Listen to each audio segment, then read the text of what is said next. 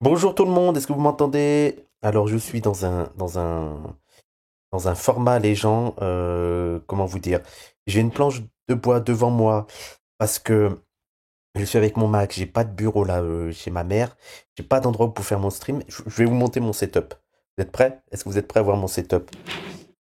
Euh, alors là il y a mon PC, là c'est ça, là il y a un carton. Pardon. Voilà mon setup. Il y a un carton pour pouvoir mettre la caméra. Et il y a mon PC. Et il y a moi qui suis couché. Donc voilà mon setup pour aujourd'hui. Comment ça va tout le monde? Et je suis en train de parler avec le micro de mon Mac. Est-ce que on dirait que t'as un ado qui se met à streamer? Mais c'est horrible. C'est horrible. J'ai pas de truc pour bien streamer là. Mais bon, je vous avais prévenu cette semaine, ça allait être compliqué pour stream. On va parler aussi du Uber Eats. Et les gens, il y a des gens qui me demandent, ouais, Wissam, ils m'ont envoyé des messages. Wissam, j'espère que ça va, la sauce de ouf et tout. Les gens, vous vous rendez compte que, en fait, il y a plusieurs trucs qui m'hallucinent là-dedans. Déjà d'une, il y a le côté, on a un scoop. On a un scoop. Wissam a demandé à Uber Eats après avoir critiqué l'anticapitalisme. Bon, déjà, on va revenir sur ça. Mais le scoop, Wissam a commandé à Uber Eats. Et moi, les gens, je suis je l'ai fait en live. Vous savez ce que je veux dire? Je veux dire, pour moi, on avait dépassé ces débats. Et la preuve de ça, c'est que, je veux dire, j'ai même pas essayé de le cacher. Tu vois, j'aurais pu dire, ouais, Marie, ça, j'ai tout. J'étais en mode, non, mais en fait, pour moi, il me dit, non, mais attendez, ça va pas être un problème.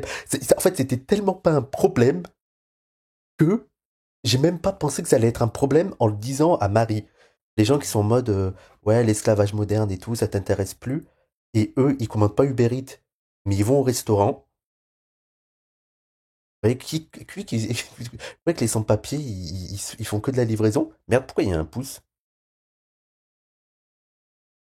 Allô? Pourquoi ma caméra a bugué? Attendez, attendez, je remets. Donc, le truc du Uber Eats, ils sont en mode, non, nous n'utilisons pas Uber Eats parce que c'est de l'esclavage moderne. Vous allez au restaurant. Vous allez au restaurant, je veux dire, c'est quand même des Pakistanais sans papier qui cuisinent derrière. Tu sais, le côté, ah non, non, moi, je m'intéresse au sort.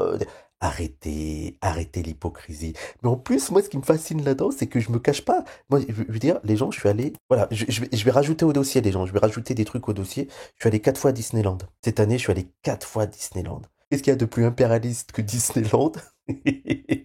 Et deux, les conditions de travail à Disneyland.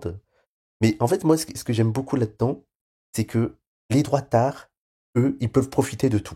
Ils peuvent commander Uber Eats, ils peuvent aller au restaurant, ils peuvent aller à Disneyland, ils peuvent prendre des hôtels, ils peuvent se faire plaisir, ils peuvent avoir plusieurs smartphones. Tant pis pour les petits Congolais qui sont exploités. Non, ils sont de droite. Ils sont de droite, donc ils s'en foutent. Bah non, mais moi je suis cohérent, je suis pas de gauche. Et nous, comme on est de gauche, on devrait pas se faire plaisir. Mais encore une fois, comment je vais me faire plaisir, moi je vous le dis, hein. En plus, j'ai un Mac. En plus, j'ai un Mac. Et surtout qu'ils me disent, Wissam s'en fout de l'esclavage moderne. Et quand je leur dis, bon bah vas-y, on légalise les sans-papiers et on appelle à l'expropriation des patrons. Non, non, non, les sans-papiers, on les vire. Mais donc, 2 secondes, 2 secondes. Si vous me faites la morale, en mode, Wissam, c'est pas bien ce que tu fais, tu profites de l'exploitation de gens qui sont dans la misère. Et que je vous dis, ok, pas de souci, eh ben on leur donne les droits et on leur assure leurs conditions de travail et que vous me dites, non, on vire les sans-papiers, on s'en fout des droits de travail, on s'en fout de l'expression des patrons. C'est que donc, le sort de ces personnes ne vous intéresse pas. Parce que comme vous me dites, on les expulse. En gros, c'est en mode, bon, bah, ils vont galérer dans les autres pays. En fait, ils vont galérer, ils vont retourner dans leur pays, dans les pays du Sud, où l'exploitation et l'impérialisme économique fait qu'ils ont des conditions de vie beaucoup plus difficiles. Et donc, vous-même, vous ne vous intéressez pas au sort de ces personnes.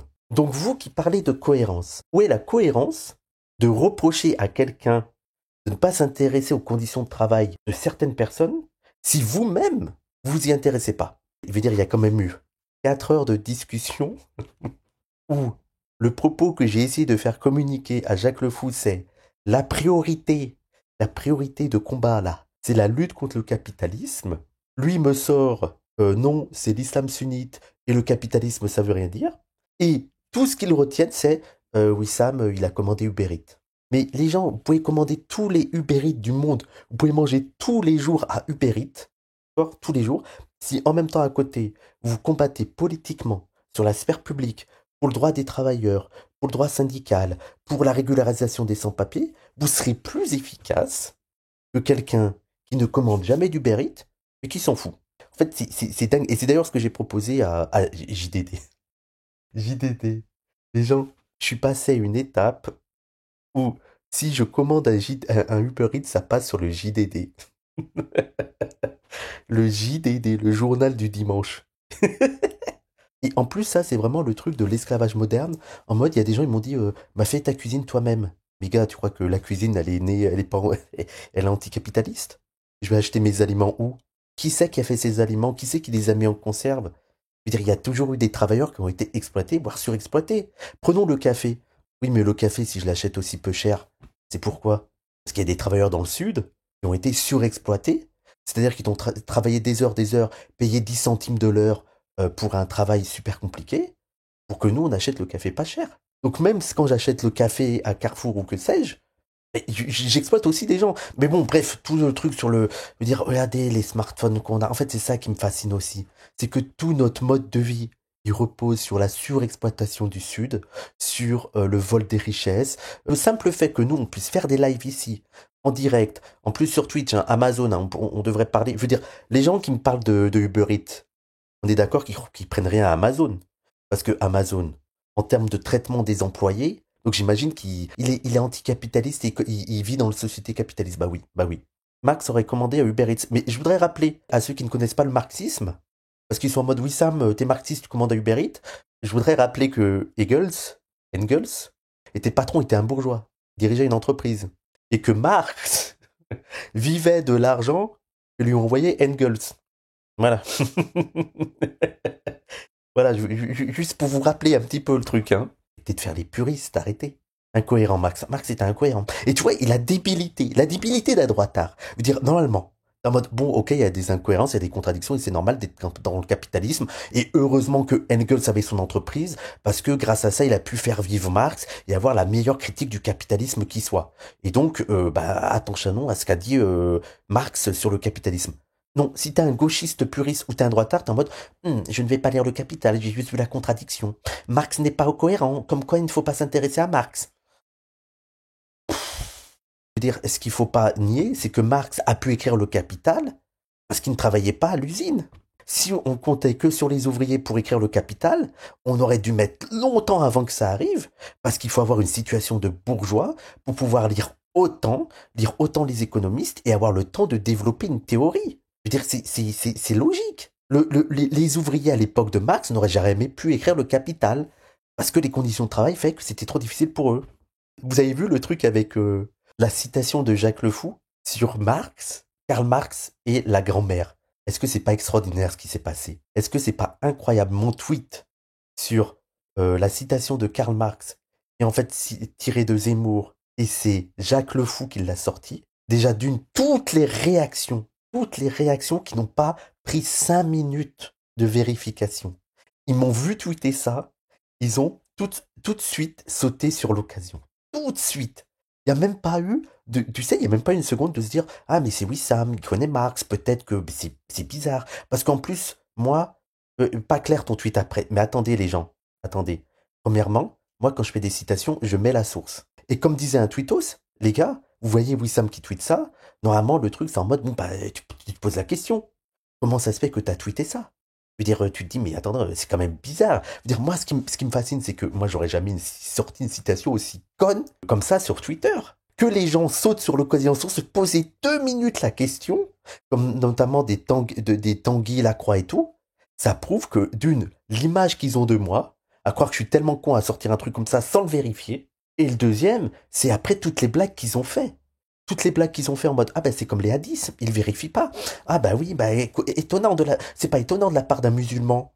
Et puis ça on voit le soralien. C'est extraordinaire quand tu sais que c'est Jacques le Fou qui l'a fait. Et vous avez remarqué qu'à partir du moment où ils ont compris que c'était Jacques le Fou qui avait fait cette citation, plus rien. On s'en fout. C'est pas la preuve de sa débilité, c'est pas la preuve qu'il est connaît au marxisme. Non, non, non, non, non. Non, on a oublié, c'est bon, c'est pas grave. Ah non, mais il a commis une erreur, c'est pas grave. Et puis il se dit pas marxiste. Je rappelle que Jacques Le Fou me disait, en plein live, que je ne connaissais rien, moi, à Marx, que j'avais rien lu de Marx, et que lui connaissait mieux Marx que moi. Et surtout, les gens, je vous le dis, si c'était vraiment moi qui, en live, avait sorti la citation de Karl Marx, là, en fait sortie de Zemmour, en me disant plus marxiste, je suis persuadé, je suis prêt à prendre les paris, je suis persuadé que si c'était moi qui avais fait cette fausse citation en live de Marx, tout le monde en aurait parlé et JDD en aurait fait un article. En mode, il se dit marxiste et sort une fausse citation de Marx. Il prétend connaître Marx et pense citer Marx en citant Zemmour. Sûr et certain. À 200%. Mais là, comme c'est Jacques Le Fou, on s'en fiche. Je vais vous dire une chose, parce qu'il y a beaucoup de gens qui m'ont dit « Wissam, oui, ça va Wissam, t'as vu toutes les attaques que tu prends et tout ?» Moi, je vous le dis droit dans les yeux. Et je pense que Jacques Le Fou le sait. Je suis très très content du débat. Et Jacques Le Fou me fait pas trop le malin, parce qu'il sait. Il sait très bien qu'il m'a donné toutes les billes. Déjà, ce débat est une confirmation de toute ma vidéo sur les débats.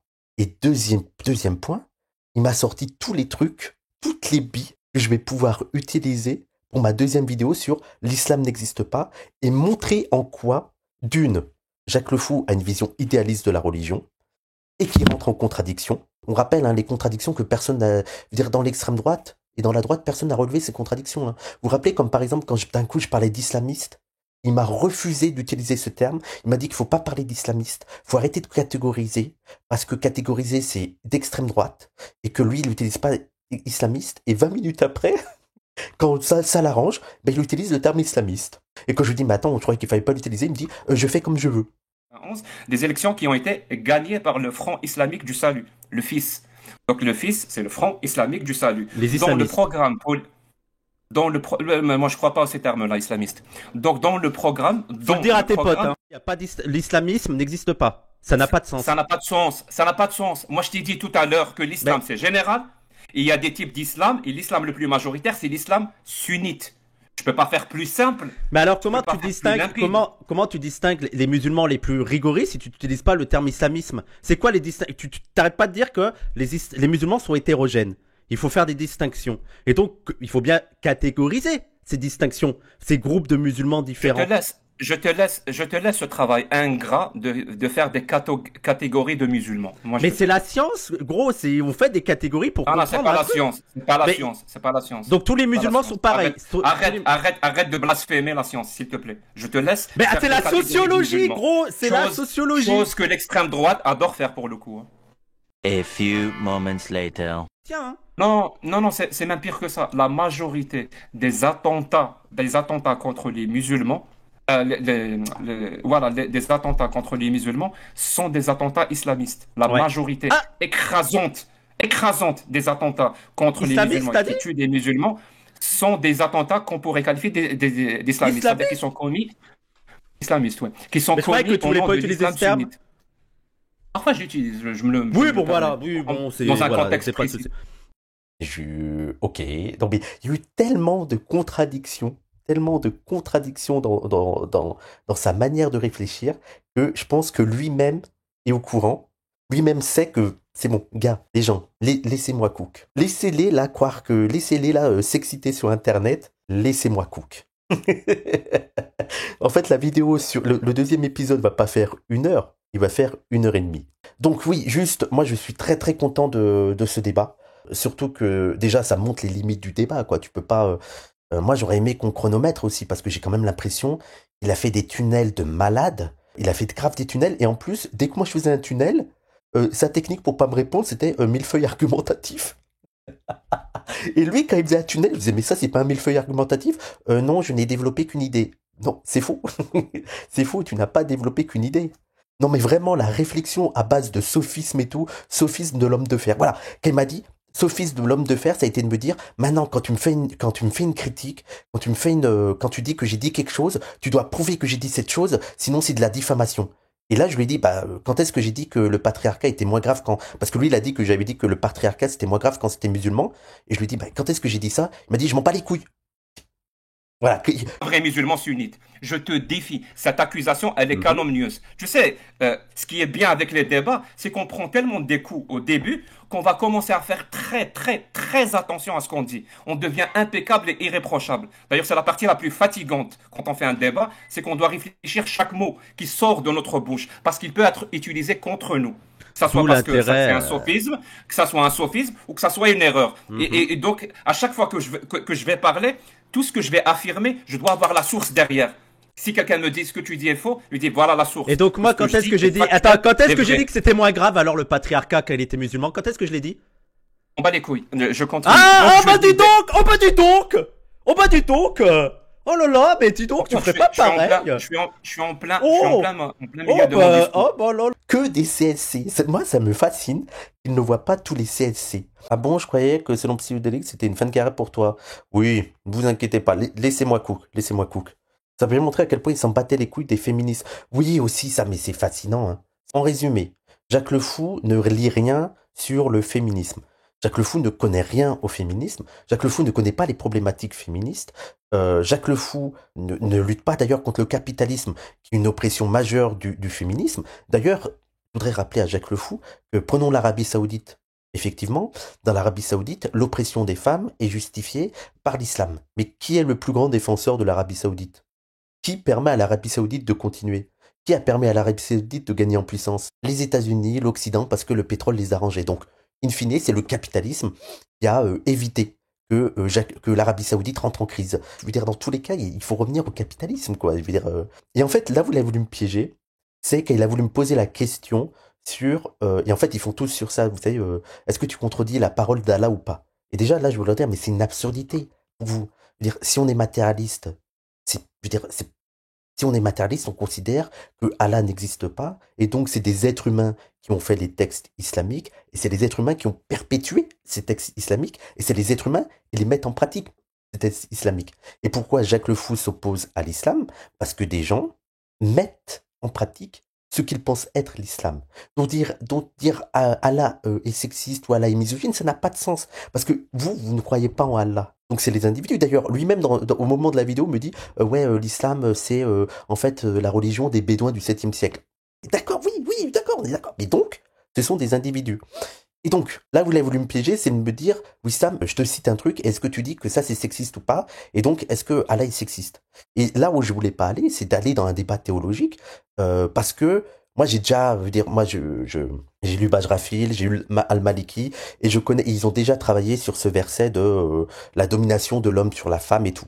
Sauf que, moi j'ai pas la science infuse, donc j'ai déjà lu des théologiens qui viennent expliquer et qui viennent resituer, et qui viennent aussi faire un travail étymologique et tout sur ce texte, et notamment de revenir sur l'arabe, sur le mot arabe, sur la domination et tout, qu'est-ce que ça signifie vraiment dans la langue arabe de l'époque, et aussi d'avoir une analyse comme fait Jacqueline Chaby. Je vous invite d'ailleurs aller voir les travaux de Jacqueline Chaby, c'est très bien parce que elle a aussi une approche anthropologique de l'islam. Elle dit que pour comprendre aussi les révélations, faut aussi se resituer sur le contexte de l'époque. Et donc, moi, ça ne servait à rien d'aller dans un débat théologique sur ce point-là, parce que je ne serais pas en capacité d'expliquer de manière précise, parce que je ne suis pas savant, je ne suis pas shir, même en lisant des shirs, je veux dire, c'est pas parce que j'ai lu des shirs qui arrivent à défendre cette position que je me rappelle comment défendre cette position. Je l'adore, Jacqueline Chaby, c'est très bien, Jacqueline Chaby. Hein. Donc bref, moi je voulais pas aller dans ce débat, parce que je ne pourrais pas, j'aurais pas la capacité de le défendre. Et c'est là qu'on voit sur la limite des débats. C'est pas parce que j'ai pas la capacité de le défendre à un moment donné que cette ligne n'est pas défendable. Vous voyez ce que je veux dire? C'est ça aussi le truc du débat, et que c'est pour ça que je t'ai dit Jacques Le Fou, ça aurait été plus intéressant un débat écrit, même pour toi, parce que avec tes contre-arguments, j'ai plus le temps d'aller chercher des sources et d'aller chercher dans quoi puiser pour te faire un argumentaire construit de ce que je pense, et en me fondant sur d'autres personnes. Tout ça pour dire oui, que ce que j'ai voulu lui dire, c'est que moi, quoi qu'il en soit, je suis contre la domination des femmes, et je suis contre l'exploitation des femmes. Si Jacques Le Fou considère, prenons ce truc-là, si Jacques Le Fou considère que, si toi tu considères que s'opposer à la domination de l'homme sur la femme, c'est s'opposer fondamentalement à l'islam, il n'y a pas de souci. Et si tu penses que je suis en contradiction, c'est-à-dire que je crois en l'islam, mais en même temps, je lutte contre la domination de l'homme sur la femme, et donc dans ma tête, je suis dans une forme d'hypocrisie, je suis dans une forme de contradiction, de schizophrénie, j'ai envie de dire, et alors? Vous voyez ce que je veux dire? Je suis en mode, et alors? C'est quoi le problème? Imaginons que je suis hypocrite ou je suis schizophrène. Si dans les faits, si matériellement, je lutte, et je voudrais que tu me démontres que c'est faux, je lutte pour le droit des femmes, je lutte dans des luttes marxistes qui mettent en avant la question de la reproduction, la question de la place de la femme dans le mode de production, qu'est-ce qu'on s'en fout de savoir que je suis dans une schizophrénie si dans les faits, dans la réalité concrète, je lutte pour que les femmes soient égalité avec les hommes. Prenons un autre exemple, c'est ce qu'on n'arrête pas de dire, et en plus, là ils disent, ouais mais c'est pas cohérent. Sauf que c'est cohérent avec notre point de vue, c'est-à-dire que, reprenons la question du racisme. Depuis le début, on dit, on s'en fout de savoir si les gens aiment l'islam ou n'aiment pas l'islam. Et on pense que parmi les gens qui attaquent l'islamophobie, il y a des gens qui n'aiment pas l'islam. Mais on s'en fout de savoir si intérieurement, prenons la question du voile, on s'en fout de savoir si Mélenchon, intérieurement, il pense que le voile c'est sexiste. Il a le droit de le penser. Nous, ce qui nous intéresse, c'est qu'il lutte pour que les femmes puissent le porter ou pas le porter. Donc on s'en fout de la schizophrénie qu'il aurait de manière interne. Voilà, pareil, on s'en fout que les gens n'aiment pas les Arabes. On s'en fout que les gens n'aiment pas les musulmans. On s'en fout que les gens pensent que l'islam est la pire religion du monde, ou que c'est une religion de cons, ou qu'il faut être débile pour croire en l'islam. On s'en fout. Si ces gens-là luttent pour que les musulmans puissent être librement musulmans, ils ne soient pas opprimés en tant que musulmans en France, voilà, après ils pensent ce qu'ils veulent. Vous voyez ce que je veux dire? Donc qu'est-ce que vous en avez à foutre? Imaginons même que intérieurement, je pourrais penser que les hommes sont supérieurs aux femmes. Imaginons que je le pense. Si dans la vie politique, je lutte pour l'égalité, qu'est-ce qu'on en a à foutre? Et en plus, il y a un truc qui est absurde quand ils disent non, mais on critique pas l'islam en général, on critique l'islam sunnite et 85% des croyants. Et donc, c'est bien les individus qui comptent. Pourquoi vous critiquez l'islam sunnite? Parce qu'il est majoritaire. Pourquoi il est majoritaire? Parce qu'il y a une majorité d'individus qui y croient. Et donc, c'est bien les individus qui font que c'est important pour vous de critiquer l'islam sunnite. Mais en plus, la plus grande absurdité là-dedans, c'est que vous êtes aussi opposé à l'islam chiite. Donc, vous êtes opposé à l'islam. Vous voyez ce que je veux dire? C'est débile. Leur truc de on critique l'islam sunnite, pas l'islam en général, alors qu'ils sont aussi contre l'islam chiite. Genre, mode, vous êtes contre l'islam. Oui, à quel point on sort, ils sont dans des absurdités comme ça. Il y a les gens non chiites et non sunnites, mais qui sont non musulmans, qui sont musulmans, non. Oui, ça doit être, je pense, 2-3% de l'islam. Mais même dans l'islam chiite, c'est ce que je voulais dire aussi, dans l'islam chiite, il y en a qui sont opposés aux ayatollahs, tu vois. Je me pose des questions sur leur capacité de réflexion. Parce que prenons la question du mariage des petites filles. Lui dit que c'est important de parler de l'âge de Aïcha et tout, parce que dans l'islam sunnite, attention, dans l'islam sunnite, d'ailleurs, voilà, je voudrais vous préciser voilà, j'ai ça et c'est interdit dans l'islam sunnite apparemment, donc, vous voyez, je suis plein de schizophrénie, je suis plein de contradictions, c'est ouf. Vous voyez, l'islam sunnite interdit les tatouages et pourtant je me suis tatoué. Comme quoi?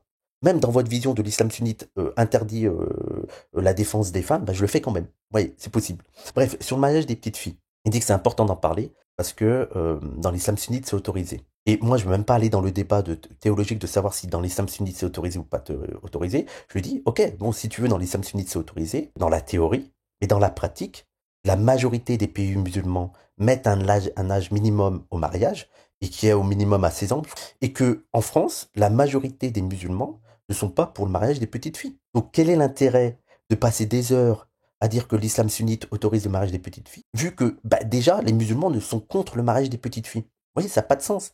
Et après, je lui dis, pourquoi tu ne parles pas du fait qu'aux États-Unis, il y a le mariage des petites filles? Dans beaucoup d'États, le mariage est légal des petites filles. Alors déjà, vous avez vu qu'il a nié pendant 10 minutes. Hein. Il a nié le fait. Apparemment, les gens ont revérifié que oui, le mariage, il y a des États aux États-Unis où le mariage est légal. Je vois pas. Et après, il a dit non, mais il faut qu'il y ait un juge qui l'autorise. Oui, mais si un juge l'autorise, ça veut dire que c'est légal. S'il y a un juge qui dit oui, donc ça rentre dans la légalité. Donc j'ai dit, aux États-Unis, il y a le mariage des petites filles. Pourquoi t'en parles pas? Et c'est là où il a sorti, ah, pour toi, si ça se fait aux États-Unis, alors c'est pas grave que ça se fasse dans les pays musulmans. C'est d'ailleurs ce que certains de ses fans m'ont dit. Super l'excuse Wissam, vu que ça se fait aux États-Unis, alors c'est pas grave dans les autres pays musulmans. Non. En fait, vous avez aucune capacité de réflexion. C'est une folie. Vous êtes bête. Ce que je suis en train de vous dire, c'est que la pédophilie n'est pas réservée à l'islam. Et que la pédophilie est un problème général, beaucoup lié au patriarcat, beaucoup lié à la domination des adultes sur les enfants, et que donc c'est un combat qui dépasse l'islam. Et que donc, si vous supprimez l'islam, il y aura quand même de la pédophilie. Et que donc, si vous parlez de la pédophilie en islam, parce que la pédophilie est un combat qui vous anime, alors vous devriez parler de la pédophilie aussi hors dans l'islam, et comprendre que c'est pas en faisant disparaître l'islam vous allez faire disparaître la pédophilie. Et la preuve que votre combat, c'est pas tant la pédophilie que l'islam, c'est que vous ne parlez pas du mariage des petites filles aux États-Unis. Et que donc, si vous ne parlez pas du mariage des petites filles aux États-Unis, donc de la pédophilie hors de l'islam, logiquement, j'essaie de vous faire le cheminement logique, ce qui vous intéresse surtout, c'est pas le mariage des petites filles, c'est l'islam, c'est de critiquer l'islam. Les gens, je sais pas comment être plus clair. Est-ce que j'ai été clair? Dites-moi, je vous jure. En fait, ils sont tellement bêtes que parfois je suis en train de me douter de moi-même. Je suis en mode, mais attends, mais je ne sais pas comment être plus clair. On est d'accord que là j'ai été clair. Et comme sur la domination des femmes, c'est ce que j'ai dit à Jacques Le Fou, si c'est la question des femmes qui t'intéresse, eh ben l'Occident te montre que même si l'Occident n'est pas musulman, il y a une domination des femmes. Donc critiquer la domination des femmes dans l'islam, ok. Mais si c'est la domination des femmes qui t'intéresse, tu dois aussi la critiquer hors de l'islam et comprendre que la domination des femmes existera même sans l'islam. Et la preuve de ça, c'est le nombre de féminicides en France. C'est bien qu'il y a une domination de la femme même sans l'islam. Et donc ça ne veut pas dire qu'il ne faut pas critiquer le sexisme quand il est légitimé à partir de l'islam, mais ne pas faire en sorte que combattre pour le droit des femmes, c'est combattre l'islam. Ça n'a pas de sens. Wissam, j'ai l'impression que tu découvres que la majorité des gens ne font aucun effort de réflexion. Non, mais je suis toujours fasciné, je vous jure, je suis à chaque fois fasciné. Vous savez, ils m'ont dit dans la première vidéo, tu mets pas assez d'extraits de Jacques Le Fou pour montrer que, pour prouver tes dires. Eh ben, c'est fait. D'ailleurs, Jordanix, si tu me regardes, je te rappelle le défi que tu m'avais donné. Vous vous rappelez, il y a Jordanix qui m'a donné un défi. Jordanix, si t'es sincère, j'espère que tu vas mettre cet extrait. Donne-moi une seule phrase de Jack dans ses débats contre des musulmans, une seule phrase que Jack a prononcée qui est à connotation d'extrême droite ou islamophobe. Une seule phrase qui n'a pas été modifiée ou altérée, qui peut être utilisée par des racistes pour servir un agenda discriminant envers des populations. Allez Wissam, tu peux le faire. Je te laisse 1400 ans. Spoiler, il ne trouvera rien, mais... Eh ben écoute, Jordanix, va voir le dernier débat. Une phrase qu'a dit Jacques Le Fou, qu'on pourrait mettre dans la bouche de l'extrême droite, c'est quand il a dit « La priorité au niveau planétaire, c'est pas la lutte contre le capitalisme, c'est la lutte contre l'islam sunnite. » Ça, c'est la logique d'extrême droite. C'est la logique d'un Zemmour. C'est la logique d'un Rieu. C'est la logique de toute l'extrême droite occidentale. De dire que, au niveau mondial, la priorité, c'est pas la lutte contre le capitalisme, c'est la lutte contre l'islam sunnite. Voilà. C'est bon, j'ai relevé ton défi ou pas? Jordanix, je voudrais la réponse. Est-ce que tu considères que le défi a été relevé? Il a été taré de dire ça par contre. Les gens, je vous dis, qui sait qu'il est baisé. Enfin, biaisé. Je vous dis, là, il y a tous les fans qui font les fanfarons. Lui, je vous promets qu'il fait pas le fanfaron parce qu'il sait qu'il est baisé. Il a quand même dit qu'il était de gauche et c'est moi qui est d'extrême droite. Alors que moi, je dis que la priorité, c'est la lutte contre le capitalisme et lui, la priorité, c'est la lutte contre l'islam sunnite. Il est baisé. Jacques Le Fou qui dit que il faut pas essentialiser l'islam aux musulmans. Donc dans la deuxième vidéo, vous expliquerez pourquoi, je vais vous expliquer les gens, pourquoi ils ne comprennent pas le mot essentialisme. Vraiment, je pense qu'ils n'ont pas compris le mot essentialisme. Dire il ne faut pas essentialiser l'islam aux musulmans, ça n'a aucun putain de sens. Ça ne veut rien dire. Par contre, dire il ne faut pas essentialiser les musulmans à l'islam, ça a une signification. Le problème, c'est que Jacques Le Fou fait ça. Jacques Le Fou essentialise les musulmans à l'islam. Et il l'a fait en live, en direct. Quand est-ce qu'il a essentialisé les musulmans à l'islam et surtout moi à l'islam? Eh ben, dans son délire à la fin, où il a cru que je faisais le jeu de mots Jacques Le Fou, Jacques la fuite, parce que je suis un musulman et parce que je tire ça du Coran. Le moment est lunaire. Je veux dire, on est en France où tout ce qu'on fait, c'est des jeux de mots. En plus, ce que j'avais envie de lui dire, c'est que, mais Jacques Le Fou, je dis Jacques la fuite, comme d'autres ont appelé Jacques Lafuite, juste parce que c'est facile. C'est facile de t'appeler Jacques Lafuite. Et comme il est dans une vision essentialiste de moi-même, pour lui, si je fais un jeu de mots sur Jacques Le Fou, Jacques Lafuite, c'est forcément parce que c'est dans le Coran que on se moque des gens en faisant des jeux de mots. Et donc là, t'es dans l'essentialisme, Jacques Le Fou. Tu m'as réduit à une naissance. qui m'a réduit à l'islam. Je ne ferai ce jeu de mots qu'en rapport avec l'islam. Alors que à aucun moment donné, sur Dieu, Wallah, tu vois, je vais faire le musulman, Wallah, sur Dieu, à aucun moment, j'ai pensé que c'était lié à l'islam, au Coran, ou que je me suis dit, tiens, je vais faire comme dans le Coran. Il faut être fou pour penser ça. Donc voilà, tu as fait de l'essentialisme, c'est pas grave. Dans le 2e épisode, je vais essayer de vous expliquer ce que c'est l'essentialisme et pourquoi ça n'a pas de sens de dire qu'il faut arrêter d'essentialiser l'islam aux musulmans. Ça n'a pas de sens. Si par contre vous aviez dit qu'il faut arrêter d'amalgamer l'islam aux musulmans, ça aurait plus de sens, même si c'est débile, ça aurait déjà plus de sens. Mais bref. Vous avez vu, quand j'ai aussi fait un tweet où vous vous rappelez, parce que Jacques Le Fou il a dit qu'il faut se soumettre à aucune autorité et si les flics demandent des papiers, il faut dire non. Ben, j'ai testé. Et il y a des gens qui ont tagué Eurotaillot, qui ont dit qu'il faut me renvoyer chez moi. Voilà. Bienvenue en France, Jacques Le Fou. Voilà ce qui se passe quand on applique tes idées. Et surtout, alors Jacques Le Fou qui a pas aimé que je le traite d'arabe et qu'il est amazir. Encore une fois, Jacques Le Fou, sincèrement, moi je m'en bats les couilles. Enfin, je m'en bats les couilles. C'est pas que je m'en bats les couilles que ça t'ait énervé. Non, sincèrement, je te présente mes excuses si ça t'a vexé. Que pour toi, j'ai nié ton identité amazir. Pour te dire la vérité, ça m'intéressait pas trop, j'étais pas au courant que ça te tenait autant à cœur. Donc toutes mes excuses si je t'ai confondu avec arabe alors que t'es amazir. Y a pas de souci, moi je veux dire la culture amazir, franchement, pour moi il faut respecter toutes les cultures, donc il y a vraiment aucun souci. Et je comprends aussi que dans le contexte algérien, il y a certains qui sont un peu sur les dents par rapport à ça, parce qu'il y a une forme d'effacement de la culture amazir.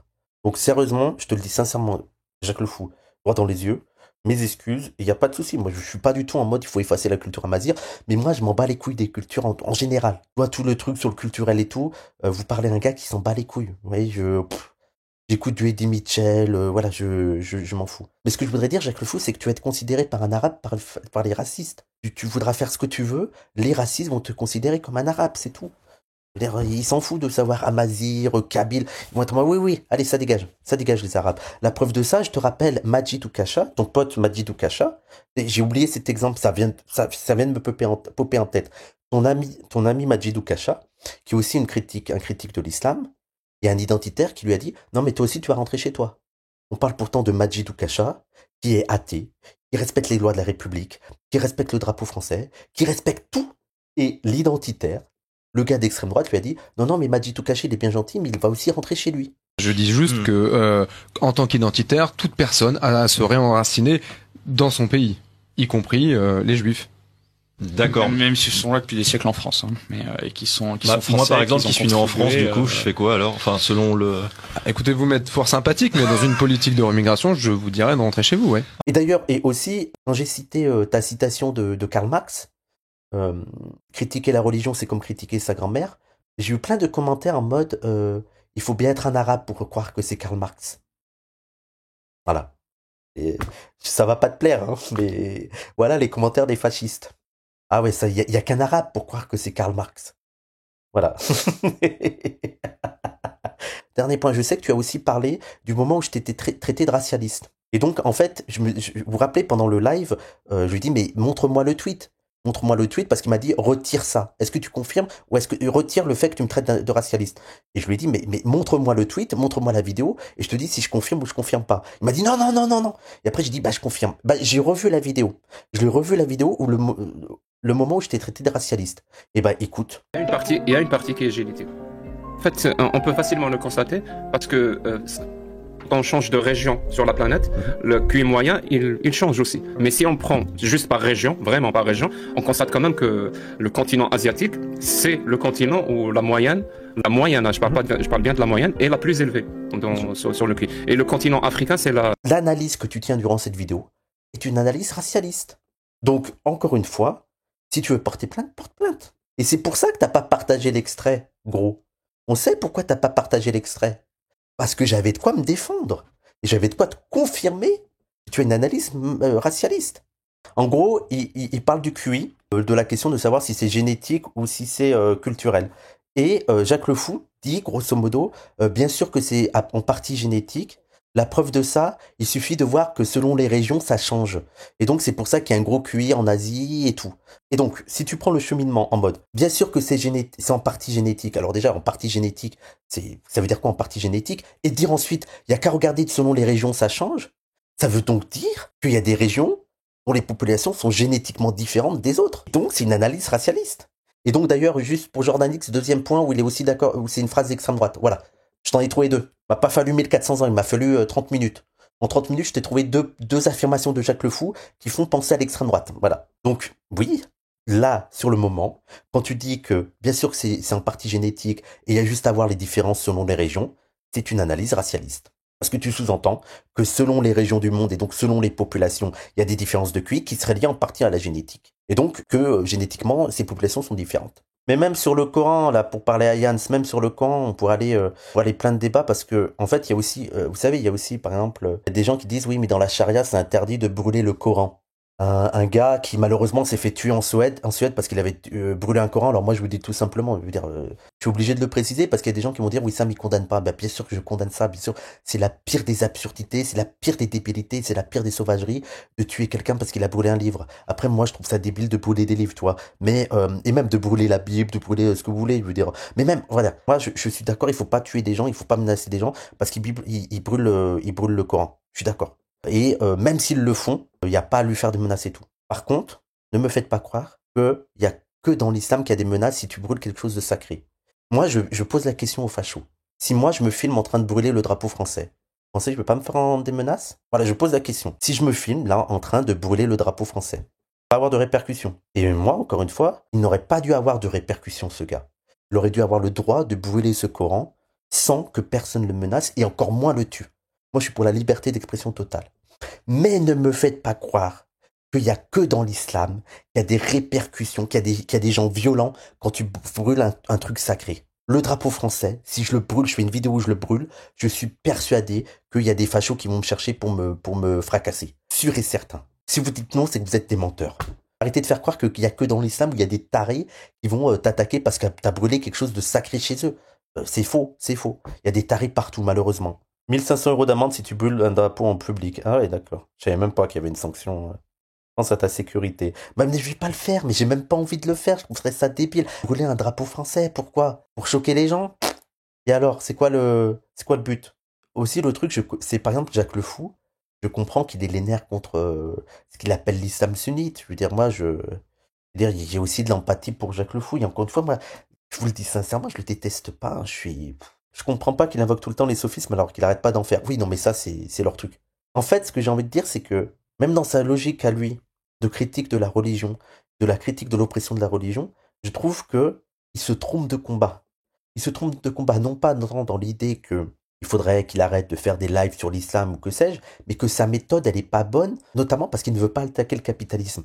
Et ce que j'essaye de lui montrer, c'est que le capitalisme, il s'en bat les couilles de ça. Religion par religion, extrémiste par extrémiste, il s'en bat les couilles le capitalisme. Tant que ça sert ses intérêts, il est prêt à sauvegarder n'importe quoi. L'Arabie Saoudite, qui est le salafisme le plus teubé qui soit, le wahhabisme le plus teubé qui soit, le capitalisme, il y a du pétrole, ils sont ouverts au marché, on va défendre l'Arabie Saoudite. Peu importe ce qu'ils font aux femmes, peu importe ce qu'ils font aux enfants, peu importe ce qu'ils font aux droits de l'homme, on va le défendre. Les talibans, quand ils luttaient contre les communistes, on va armer les talibans. Il n'y a pas de souci. On s'en bat les couilles. Israël, c'est des extrêmes juifs qui ont des visions religieuses et qui tuent des enfants, qui tuent des femmes, qui bombardent. Et ils servent nos intérêts, on va les financer. Il n'y a pas de souci. Daesh, ok, Daesh, pire exemple de l'islam sunnite. Hein. Et les capitalistes, ils ont fait affaire avec eux. Il n'y a pas de souci. Hein.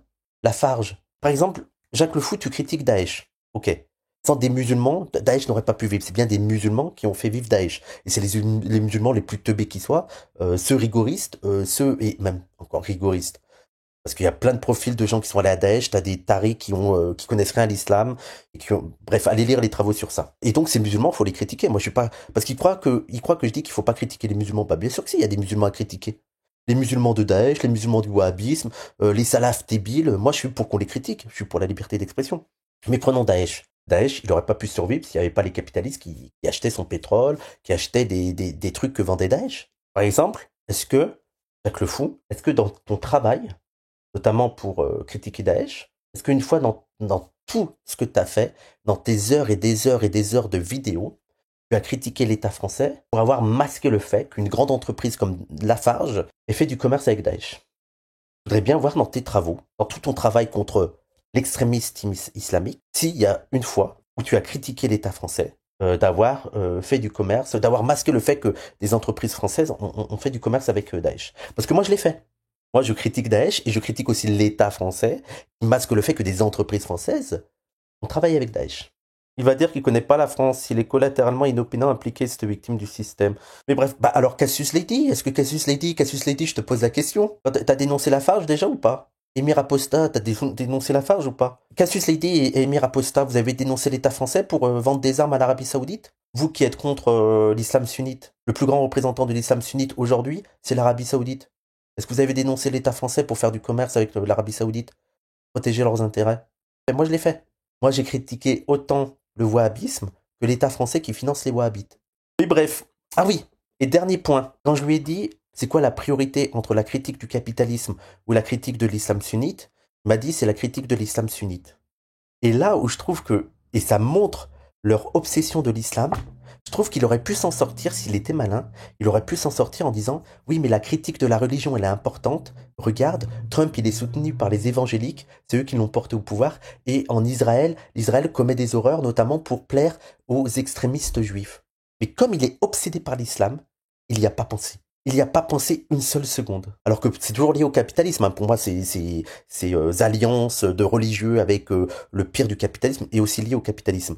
Mais il est tellement obsédé par l'islam, et qu'en fait, il ne fait pas une critique des religions, mais une critique de l'islam, enfin, l'islam sunnite, qu'il n'a même pas pensé à ça. Et que d'ailleurs, et je vais terminer sur ça, aujourd'hui, si pour vous la priorité c'est la critique des religions, eh ben je vous le dis, sans trembler, je vous le dis que s'il y a bien une religion qu'il faut critiquer prioritairement, parce qu'elle est en train de dévaster la planète, ben c'est sûrement les évangéliques. Ils sont en pleine expansion partout sur la Terre, et en plus, ils financent ils soutiennent les personnalités politiques les plus problématiques, que ce soit au niveau des droits humains, des droits des femmes, des droits des enfants et tout.